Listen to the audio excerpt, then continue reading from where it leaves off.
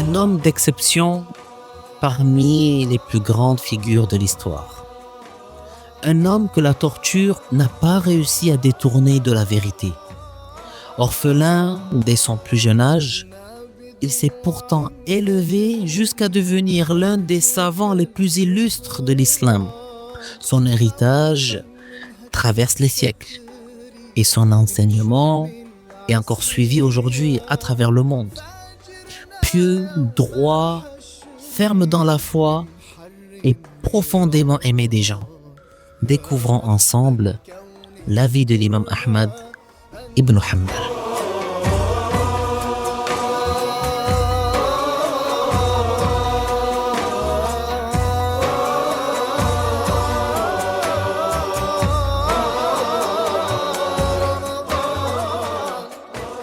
Assalamu alaikum, c'est un plaisir de vous retrouver en ce mois béni de Ramadan. Je suis en compagnie de Cheikh Hamidouddin. Nous allons ensemble parler de l'un des plus célèbres savants de l'islam, l'imam Ahmad ibn Hanbal. Il est d'ailleurs encore temps d'inviter vos proches à nous rejoindre afin que l'on soit nombreux à entendre son histoire. Barakallahu fik. Oui, tu as raison de le rappeler. Partageons le bien en ce mois honoré. Alors, par quoi commencer ? Eh bien, on peut déjà rappeler que l'imam Ahmed, fils de Mohammed, fils de Hanbal, est né à Bagdad. Il est né à Bagdad, en Irak, en l'an 164 de l'Hégire, soit 14 ans après la naissance de l'imam Shafi'i, que Dieu l'agrée, et 15 ans avant le décès de l'imam Malik, que Dieu l'agrée. Son père s'appelle donc Mohammed. C'est son grand-père, en réalité, qui s'appelait Hanbal. Et il est attribué par la filiation à son grand-père. Donc on l'appelle Ahmed ibn Hanbal. Ahmed, le fils de Hanbal, car son grand-père était connu comme étant un dignitaire de la tribu de Shaïban. L'imam Ahmed est effectivement un arabe de la tribu de Shaïban. Son père et son grand-père habitaient à l'origine dans une région qu'on appelle le Khorasan. Le Grand Khorasan, c'est une grande province historique qui couvre une partie de l'Iran, de l'Afghanistan et du Turkménistan actuel. Puis, son père est décédé, laissant son épouse enceinte. Et c'est donc la mère de l'imam Ahmed qui est arrivée à Bagdad alors qu'elle était encore enceinte de lui. Et il est donc né à Bagdad en 164 de l'Hégire, comme on l'a dit. Donc, il a grandi orphelin, n'a pas connu son père ni son grand-père. Mais cela ne l'a pas empêché de devenir le grand homme que nous connaissons. Et là, j'adresse ici un message aux orphelins.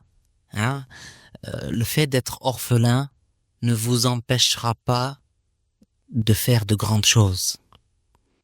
Pour situer un peu l'imam Ahmad, résumons le contexte historique dans lequel il est né. C'était pendant le califat du troisième calife abbasside, Mohammed, fils de Abdullah al-Mahdi. Après le décès de al-Mahdi, c'était en l'an 169 de l'Hégire, c'est son fils Moussa al-Hadi qui est devenu calife. Mais il a gouverné moins de 2 ans.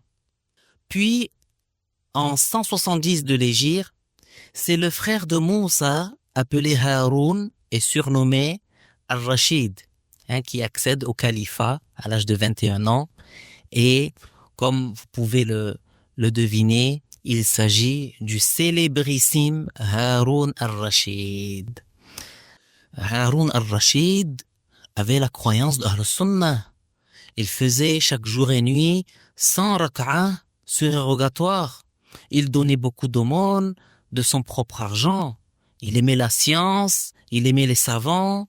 Il a gouverné jusqu'en l'an 193 de l'Hégire. Il est décédé et enterré à Tous, la ville de Tous, qui se trouve à 20 km au nord-ouest de Mashhad. C'est dans le nord-est de l'Iran aujourd'hui. Très bien, alors revenons maintenant à l'imam Ahmed, si tu le veux bien. L'imam Ahmed a grandi à l'époque du Salaf, celle des 3 premiers siècles de l'Hégire, une époque où il y avait un grand nombre de savants. Il a commencé à apprendre la science de la religion très tôt, puis il s'est mis à apprendre également la science du hadith, en particulier alors qu'il avait à peine 15 ans. Inch'Allah, juste pour faire un parallèle, Hmm. ça veut dire que c'était en l'an 179 de l'Hégire. Et c'est l'année durant laquelle l'imam Malik, le fondateur de l'école malikite, est décédé. Rahimahullah, je te laisse continuer et reprendre son cheminement vers la science, en quête de science. Donc, l'imam Ahmed a cherché à apprendre la science et le hadith. Et il a alors voyagé. Il a voyagé dans différents pays afin de rechercher le hadith auprès des savants spécialistes de cette science. Il est parti à Bassora, qu'on appelle en arabe Al-Bassara. C'est une ville qui est située au sud de l'Irak actuel. Et en effet, il y avait un grand nombre de savants qui résidaient dans cette ville. Et l'imam Ahmed allait de savant en savant, justement pour acquérir le hadith. Puis, parmi ces voyages les plus bénéfiques, il y a ces voyages vers le Hijaz, la région ouest de la péninsule arabique. Il a pu là-bas y rencontrer de grands savants comme notamment l'imam al-Shafi'i, qui lui a enseigné les fondements du hadith, qui lui a enseigné le fiqh, et ainsi que la connaissance de l'abrogatif, de l'abrogé et d'autres sciences. Et il y avait, c'est très important de rappeler ça, il y avait de l'amour et du respect entre l'imam Ahmed et l'imam al-Shafi'i. Et à Bagdad, il a rencontré également Soufiane ibn Uyayna, qui, à cette époque, était incontestablement le muhaddith, le spécialiste de la science du hadith, du Hijaz. Il a appris auprès de lui et il en a tiré de grands profits. L'imam Ahmed s'est également rendu à El-Koufa, une ville d'Irak là encore, parce que l'Irak était à l'époque une terre de science. De nombreux savants y vivaient et les étudiants en sciences de la religion s'y rendaient en grand nombre à cette époque. Alors, l'imam Ahmad a également voyagé à Sanaa, Sanaa qui est la capitale actuelle du Yémen. Et là-bas, il a appris le hadith auprès de Abdul Razzaq ibn Hammam. Il y est resté 2 ans, malgré la rudesse de la vie. Parce que, en fait, il patientait dans les difficultés. Il proposait de transporter les affaires des gens contre rémunération. Et ça, c'était jusqu'à son arrivée à Sanaa. Puis, il a travaillé en tissant des nattes et également en copiant des textes manuscrits pour consommer le fruit de son propre labeur. Ça, c'est la tradition des savants. Ils travaillaient pour se nourrir de ce qu'ils avaient eux-mêmes acquis grâce à leur travail. Et donc, en tout, l'imam Ahmad a appris la science auprès de plus de 300 savants célèbres de l'époque. Que Dieu l'agrée. Donc, son parcours est vraiment magnifique. Il a fait tant de voyages, tant de rencontres pour acquérir la science qu'on lui connaît. Il a rencontré l'imam Shafi'i, radiyallahu anhu, qui lui a enseigné beaucoup de choses et qui, lui aussi, a fondé une grande école de fiqh. Et oui. Lorsque l'imam al-Shafi'i est retourné à la Mecque pour transmettre et dispenser son enseignement dans l'enceinte sacrée, à la période du pèlerinage, il y a rencontré les plus grands savants qui ont appris la science auprès de lui. Et c'est là aussi qu'il a rencontré l'imam Ahmed ibn Hanbal, que Allah l'agrée. Et d'ailleurs, lorsqu'on a interrogé Ahmed au sujet de Ash-Shafi'i, il a dit une parole qui est célèbre, qui est magnifique. Il a dit, l'imam Ash-Shafi'i est une grâce que Allah nous a accordée. Il a dit, un savant qui parle d'un savant qui dit « J'ai pu profiter de son assemblée durant des jours et des nuits, je n'ai remarqué en lui que du bien, que Allah lui fasse miséricorde. » Ibn Hanbal, il allait souvent, très souvent aux assemblées de l'imam al-Shafi'i, que Allah Ta'ala les agrée tous les deux, et l'imam Ahmed le respectait beaucoup et l'honorait. Oui, l'imam Ahmad, lui aussi, a eu de grands élèves. Juste pour témoigner de l'éminence du mérite de l'imam Ahmad, on trouve parmi les savants qui ont rapporté de l'imam Ahmad les savants auteurs des 6 livres de hadith. Subhanallah. Al-Bukhari, Muslim, Abu Daoud, Al-Nasa'i, Al-Tirmidhi et Ibn Majah. Voilà quelques-uns de ses élèves, masha'Allah. Et on peut aussi citer d'autres savants parmi ceux qui ont rapporté le hadith de lui. Il y a Yahya ibn Ma'in, Abu Zur'a al-Razi, Ibrahim al-Harbi et d'autres encore. Les 2 fils de l'imam Ahmed, Salih et Abdullah, également ont rapporté de lui le hadith. L'imam Ahmad ibn Hanbal avait, tout comme l'imam Shafi'i, l'imam Malik, l'imam Abu Hanifa, un madhab. Il avait une école de fiqh. Il s'agit de l'école hanbalite. De nos jours, son école est suivie dans une partie des régions du Cham, à savoir la Syrie, le Liban, la Jordanie et la Palestine, mais aussi au Hijaz, qui est, comme on l'a dit, la région ouest de la péninsule arabique, et aussi un peu en Irak. Mais certains de ceux qui se réclament de l'imam Ahmad de nos jours, en réalité, ont dévié de sa croyance et de son enseignement. Ils se sont singularisés. Ils n'ont pas les mêmes croyances que ce grand savant. Il s'agit du groupe dénommé les Wahhabites. Les Wahhabites n'ont rien à voir avec l'imam Ahmad. Ce groupe-là est apparu il y a moins de 3 siècles. Là, Hajj, tu abordes là un point très important. Non. C'est fondamental et c'est très important ici de détailler. Parce qu'effectivement, ces gens qui prétendent suivre l'imam Ahmed, qui est pour sa part un imam sunnite, or leur croyance contredit celle de l'imam Ahmed. Donc, pour nos auditeurs, je vais leur donner un exemple de leurs nombreuses contradictions avec l'imam Ahmed. Par exemple, que dit l'imam Ahmed au sujet de Allah? Quelle est sa croyance? Il y a un livre qui s'appelle I'tiqadul Imam al-Mubajjal Ahmad ibn Hanbal. Yani la croyance de l'imam honorable Ahmad ibn Hanbal. Dans ce livre, Abu al-Fadl al-Tamimi al-Hanbali rapporte que l'imam Ahmed a dit Mahma tasawwarta bibarik fallahu bi khilafi dhalik. Cette parole, elle est connue, qui signifie quoi que tu imagines en ton esprit, Allah en est différent. Cette parole, elle est en fait tirée de la signification du hadith du prophète sallallahu alayhi wa sallam, la fikrata fi rabb. Cette parole qui est rapportée par Abu al-Qasim al-Ansari, qui signifie l'imagination n'atteint pas Allah. Ça veut dire que l'imam Ahmed, comme tous les musulmans, croit que Allah est exempt de la forme et de l'image. C'est-à-dire que d'avoir une forme est impossible au sujet de Allah. Et avoir une image est impossible au sujet de Allah. Alors que on trouve dans les livres des Wahhabites qu'ils attribuent à Allah l'image et les organes. Ils prétendent que Allah aurait une main véritable et même des doigts. Que Allah Ta'ala nous préserve d'une telle croyance qui est contraire à l'islam. C'est donc clair que la prétention de ces gens de suivre l'imam Ahmad est totalement infondée. On revient à la vie de l'imam Ahmad. L'imam Ahmad, c'est un homme vertueux. Il était ascète. C'était un savant aux très grandes qualités.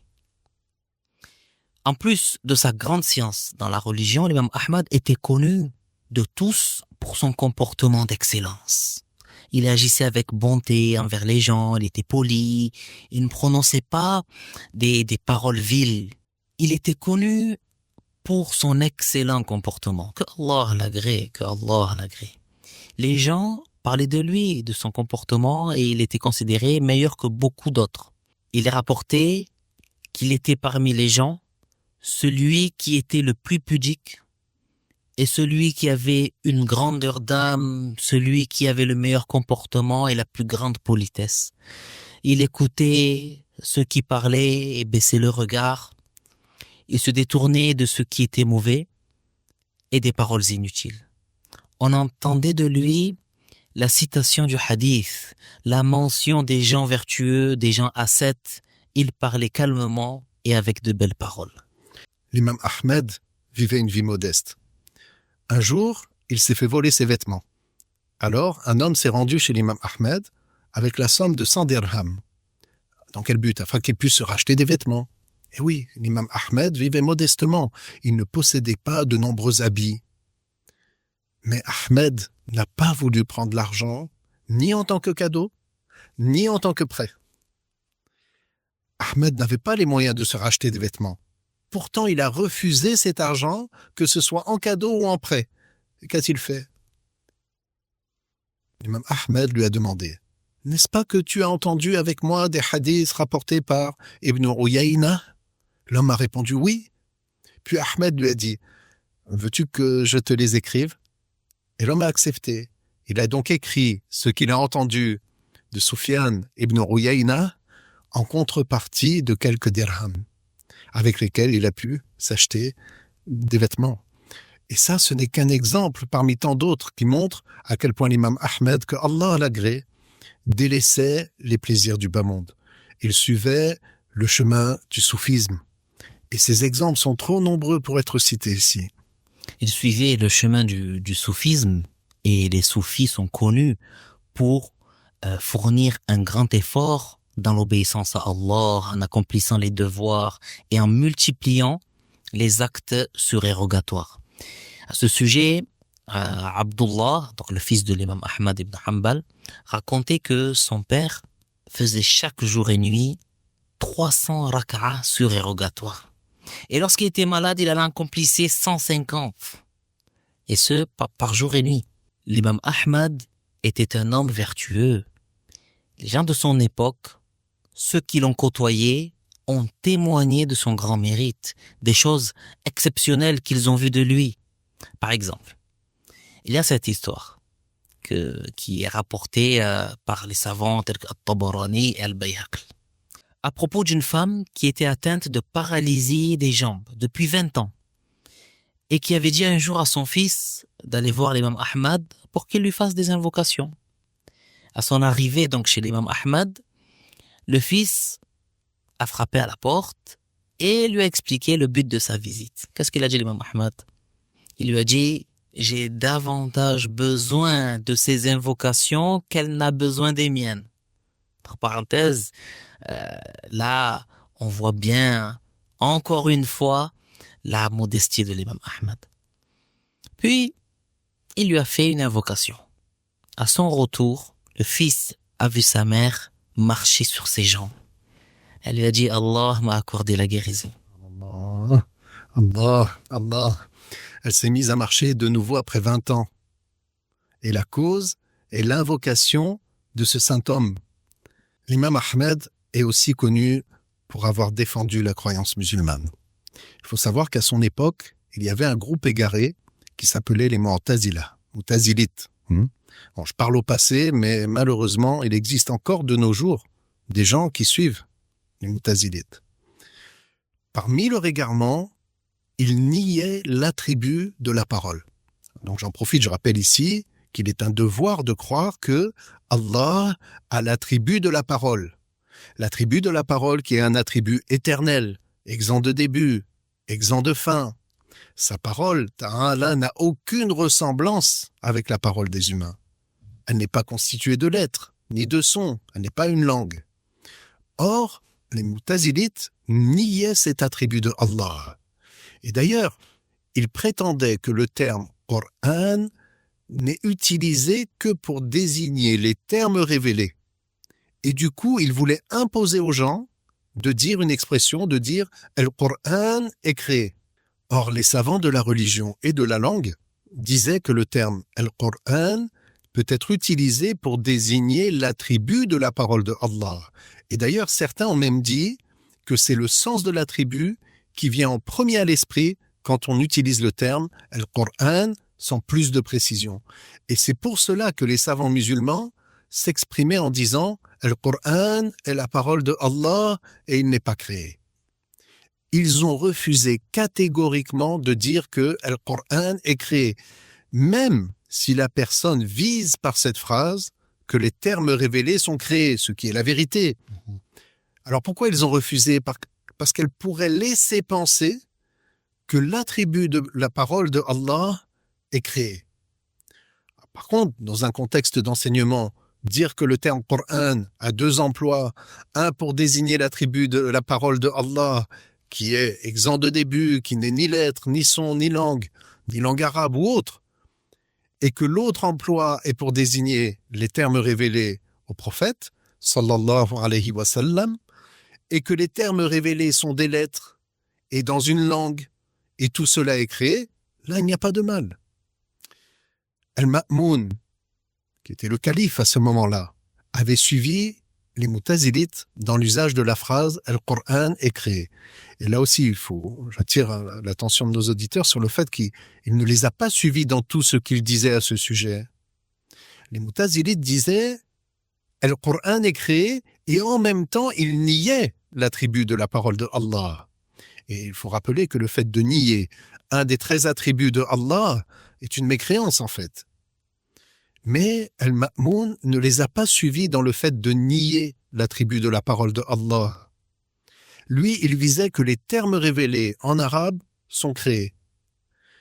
Et comme on vient de l'expliquer, même si les savants de l'islam disaient bien que les termes révélés sont créés, ils refusaient catégoriquement que la phrase « Al-Qur'an est créé » soit dite ainsi sans restriction ni détail. Et c'est là que l'imam Ahmad entre en scène. Parce que Al-Ma'moun avait ordonné de faire subir une épreuve aux savants de la communauté pour leur imposer de dire cette phrase « Al-Qur'an est créé ». Il a même ordonné de persécuter ceux qui refusaient de dire cette phrase et qui persistaient à dire que Al-Qur'an n'est pas créé. Les savants ont refusé de dire cette phrase, cette parole. Mais beaucoup d'entre eux ont fini par la dire sous la torture, par crainte de la mort. Parmi les savants qui ont refusé héroïquement de dire cette phrase, il y avait l'imam Ahmad. Alors, Al-Ma'moun a convoqué l'imam Ahmad pour qu'il soit interrogé à ce sujet et en sa présence. Al-Ma'moun, lui, il était à Tarsus, dans le sud de la Turquie actuelle. Il avait demandé à ce que l'imam Ahmad lui soit amené. Mais l'imam Ahmad, lui, il avait invoqué Allah afin qu'il ne rencontre pas Al-Ma'moun. Que s'est-il passé? Al-Ma'moun est décédé à côté de Tarsus, là-bas, en Turquie. Et même, il y avait été enterré avant que l'imam Ahmad arrive. Donc, l'imam Ahmad a alors été ramené en prison à Bagdad. Ça, c'était en l'an 218 de l'Hégire, ce qui correspond à l'an 833 du calendrier romain. Donc, en 218 de l'Hégire, l'imam Ahmed est emprisonné à Bagdad. Emprisonné, oui. Ce après le décès de Al-Ma'moun. Et après le décès de Al-Ma'moun, on pouvait penser que les choses vont rentrer dans l'ordre. Mais malheureusement, ce n'est pas ce qui s'est passé. Après le décès de Al-Ma'moun, c'est son frère, Al-Mu'tasim, qui lui succéda. Et comme Al-Mu'tasim admirait beaucoup son frère, qui lui avait demandé, avant de mourir, de continuer à imposer cette parole, et ce, après lui, il est effectivement resté sur cette voie. Al-Mu'tasim avait même confié au Mu'tazilite Ahmed ibn Abi Du'ad le poste de grand juge. Et c'est lui qui l'incitait à imposer cette parole aux gens. L'imam Ahmad est resté en prison. Puis Al-Mu'tasim est venu à Bagdad en cette même année, 218. Et c'est là qu'il a demandé qu'on amène l'imam Ahmad pour qu'il soit interrogé devant lui. L'imam Ahmad est resté ferme sur ses positions. Il a battu tous ses détracteurs, Mu'tazilites, tous les Mu'tazila, tous ceux qui sont venus, il les a battus dans les débats et il leur a montré les arguments et les preuves. Et ce, devant Al-Mu'tasim. Il leur a donné une réplique cinglante, pour qui prouve que Allah Ta'ala parle et que sa parole n'a aucune ressemblance avec celle des créatures. Quand ils ont vu sa fermeté, Al-Mu'tasim a ordonné qu'il soit ramené en prison où il a été torturé. Malgré ces tortures, il a persisté sur la vérité. Il a patienté face à cette épreuve et il a enduré les coups de fouet. Subhanallah.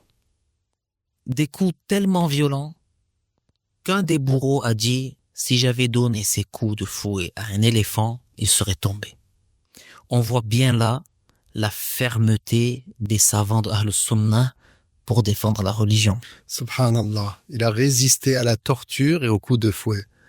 Pas pour protéger ses biens ou sa famille, mais pour protéger la croyance des musulmans. L'imam Ahmed fait partie des plus grands savants de l'islam. Et c'est un saint vertueux. Tout comme l'imam Shafi'i, qui était son contemporain et son enseignant. D'ailleurs, il y a une très belle histoire entre l'imam Ahmed et l'imam Shafi'i, en lien justement avec cette grande épreuve que l'imam Ahmed a subie. Cette histoire, elle est rapportée par As-Subki dans Tabaqat al-Shafi'iyya. Et ce, avec une chaîne de transmission qui remonte jusqu'à Ar-Rabi' ibn Sulaiman, qui était l'élève de l'imam al-Shafi'i.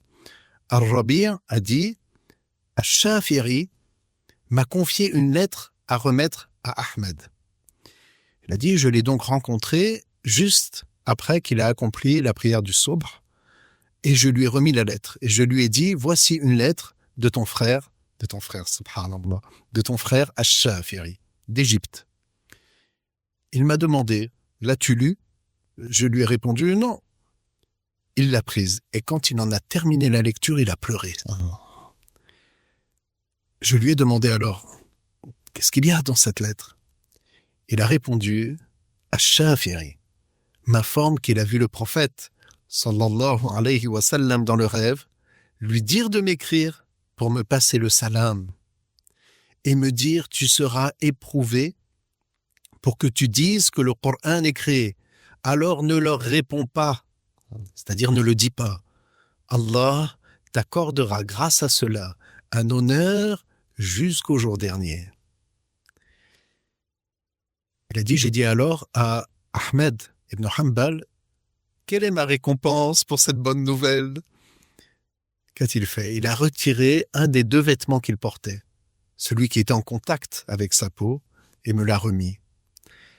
Il a dit, lorsque je suis retourné chez Ash-Shafi'i, je l'ai informé de ce qui s'était passé. Alors il m'a dit, je ne vais pas t'attrister en te demandant ce vêtement, mais trempe-le dans l'eau et donne-moi de cette eau pour les bénédictions.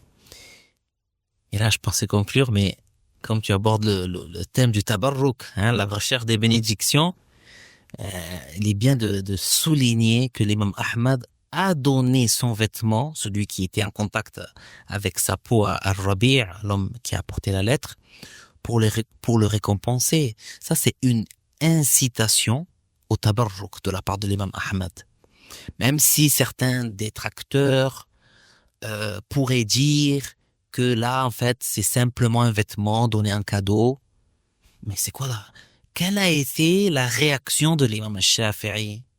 Sa réaction, elle est irréfutable. Trempe-le dans l'eau et donne-moi de cette eau pour les bénédictions. C'est Allah Ta'ala, le créateur des bénédictions. Donc, il y a en cela la recherche des bénédictions par les walis. Que Allah Ta'ala nous accorde de profiter des bénédictions de ces grands hommes défenseurs fermes de la croyance musulmane. Amin. Et pour terminer cette biographie, il faut savoir que Ibn Khillikan a cité dans Al-Wafayat que l'imam Ahmed est décédé à Bagdad aux alentours du vendredi 12 du mois de Rabi'un al-Awwal en l'an 241 de l'Hégire. Un soir, l'imam Ahmed, que Allah l'agrée, est tombé malade de la fièvre.